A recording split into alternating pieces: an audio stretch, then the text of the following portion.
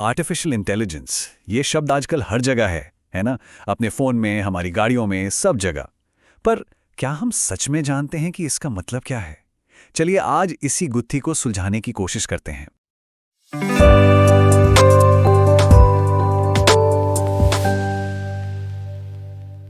तो सवाल आता है कि ये आर्टिफिशियल इंटेलिजेंस या एआई आखिर है क्या चीज? सुनने में तो बड़ा सीधा सा सवाल लगता है, लेकिन हैरानी की बात यह है कि इसका कोई एक सीधा साधा जवाब है ही नहीं। यकीन करना मुश्किल है, लेकिन इस फील्ड के जो सबसे बड़े बड़े दिग्गज हैं, वो पिछले 50 साल से भी ज्यादा से बस इसी एक सवाल पर बहस कर रहे हैं कि एआई की परिभाषा आखिर होनी क्या चाहिए। तो चलिए सबसे पहले इसी दुविधा को समझते हैं। देखते हैं कि एआई को एक परिभाषा में बांधना इतना मुश्किल है क्यों। और देखिए, ये कोई आज की बात नहीं है। अगर हम पीछे देखें तो 1955 में एआई का मतलब था कोई ऐसी मशीन जो इंसानी दिमाग की नकल कर सके। फिर 1998 आते आते बात होने लगी इंटेलिजेंट बिहेवियर की, और 2019 में जाकर हमें एक और काफी बड़ी परिभाषा मिली। मतलब जैसे जैसे समय बदला, लक्ष्य भी बदलते गए।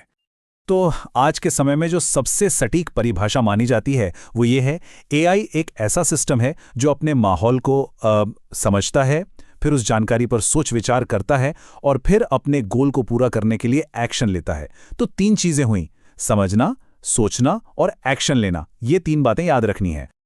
ठीक है, तो अब हमारे पास एक कामचलाऊ परिभाषा तो है। तो अब इसकी मदद से एआई की इस पूरी दुनिया का एक नक्शा बनाने की कोशिश करते हैं। देखते हैं कि इस दुनिया में कौन कौन से बड़े बड़े हिस्से या कह लें कि कॉन्टिनेंट्स हैं। तो ये नक्शा एआई को मोटे तौर पर 5 हिस्सों में बांटता है। सबसे पहला है रीजनिंग, यानी तर्क करना, मतलब डेटा से कुछ मतलब निकालना। दूसरा है लर्निंग, यानी सीखते रहना और बेहतर होते जाना। तीसरा है कम्युनिकेशन, मतलब इंसानी भाषा को समझना और बोलना। चौथा है परसेप्शन, यानी अपनी इंद्रियों से, जैसे कैमरे से देखना या माइक से सुनना। और पांचवा, इन सब को मिलाकर इंटरैक्शन, यानी दुनिया के साथ काम करना, जैसा रोबोट्स करते हैं।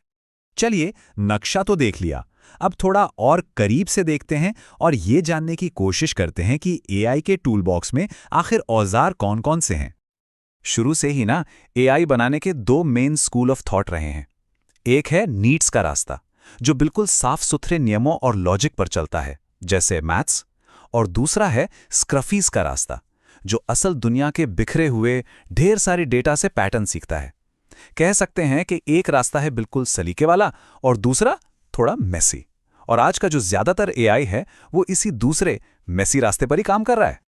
आज के मशीन लर्निंग की जो सबसे जरूरी तकनीक है वो है ग्रेडियंट डिसेंट। अब ये क्या है, इसको ऐसे समझिए। मान लीजिए कि आप अंधेरे में किसी पहाड़ी पर हैं और आपको घाटी में सबसे नीचे उतरना है। तो आप क्या करेंगे? आप हर कदम पर महसूस करेंगे कि ढलान किधर है और बस उसी तरफ एक छोटा सा कदम बढ़ा देंगे। और बस यही करते करते आप धीरे धीरे सबसे नीचे पहुंच जाएंगे। एआई भी बिल्कुल ऐसे ही सीखता है। तो ये जो प्रोसेस है ना, कि एक अंदाज़ा लगाओ, देखो कि कितनी गलती हुई, फिर उस गलती को सुधारने के लिए थोड़ा एडजस्ट करो और फिर यही दोहराते रहो। बस यही वो मैजिक है जिससे एआई सिस्टम सीखते हैं। चाहे वो किसी फोटो में चेहरा पहचानना हो या फिर ये बताना कि अगली फिल्म कौन सी देखनी चाहिए, इन सब के पीछे यही बार बार सीखने का तरीका काम करता है। तो ठीक है, हमने नक्शा देख लिया, औजार भी समझ लिए। अब देखते हैं कि असल दुनिया में ये सब काम कैसे करते हैं। एआई अब कोई किताबों की थ्योरी नहीं रह गया है, ये हमारी रोज की जिंदगी का हिस्सा बन चुका है। सोचिए जरा, गूगल सर्च, नेटफ्लिक्स की रिकमेंडेशंस, सिरी और एलेक्सा, यहां तक कि सेल्फ ड्राइविंग कारें, एआई अब हर तरफ है। और इसका असर सिर्फ एंटरटेनमेंट तक ही नहीं है।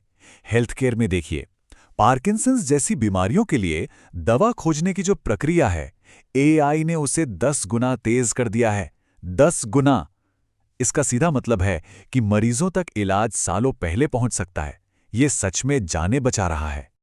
और हाल फिलहाल में एआई में जो इतनी बड़ी क्रांति आई है, जिसे हम जेनरेटिव एआई बूम कहते हैं, उसके पीछे एक टेक्नोलॉजी है जिसका नाम है ट्रांसफॉर्मर्स।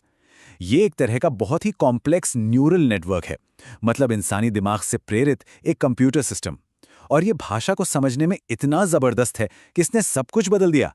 जो हम चैट जीपीटी वगैरह इस्तेमाल करते हैं, उसके पीछे यही टेक्नोलॉजी है।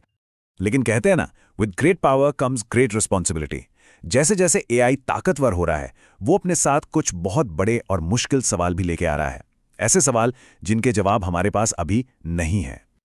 इनमें से एक सबसे बड़ी चुनौती है बायस, यानी पूर्वाग्रह। देखिए, अगर हम एआई को ऐसा डेटा सिखाएंगे जिसमें पहले से ही भेदभाव हो, तो एआई भी भेदभाव करना सीख जाएगा, जैसा कि एक प्रोग्राम कॉम्पास के साथ हुआ था। सोचकर देखिए, कोई एआई सिस्टम किसी की नौकरी की एप्लीकेशन या लोन सिर्फ इसलिए रिजेक्ट कर दे क्योंकि उसने गलत डेटा से गलत बातें सीखी हैं। ये बहुत खतरनाक हो सकता है। इसलिए एआई को निष्पक्ष बनाना एक बहुत बड़ी जिम्मेदारी है। और फिर आता है चेतना का सवाल, कॉन्शियसनेस का। फिलोसोफर्स इसे दो हिस्सों में देखते हैं। एक है इजी प्रॉब्लम, ये समझना कि दिमाग एक मशीन की तरह काम कैसे करता है।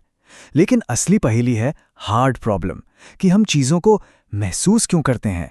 जब हम लाल रंग देखते हैं तो वो जो एक फीलिंग आती है, वो कहाँ से आती है? क्या कोई मशीन कभी सच में कुछ महसूस कर पाएगी? ये एक बहुत ही गहरा सवाल है। तो आखिर में ये हमें एक बहुत बड़े सवाल पर लाकर छोड़ देता है। जैसे जैसे एआई आगे बढ़ेगा, हम इंसान कैसे बदलेंगे? जब हम ऐसी मशीनें बना लेंगे जो हमसे भी ज़्यादा सोच सकती हैं, तब इंसान होने का मतलब क्या होगा? ये एक ऐसा सवाल है जिसका जवाब शायद आने वाला वक्त देगा और जिसे हम सबको मिलकर खोजना होगा। वीडियो अच्छा लगा हो तो शेयर करें अपने दोस्तों के साथ और चैनल सब्सक्राइब करें।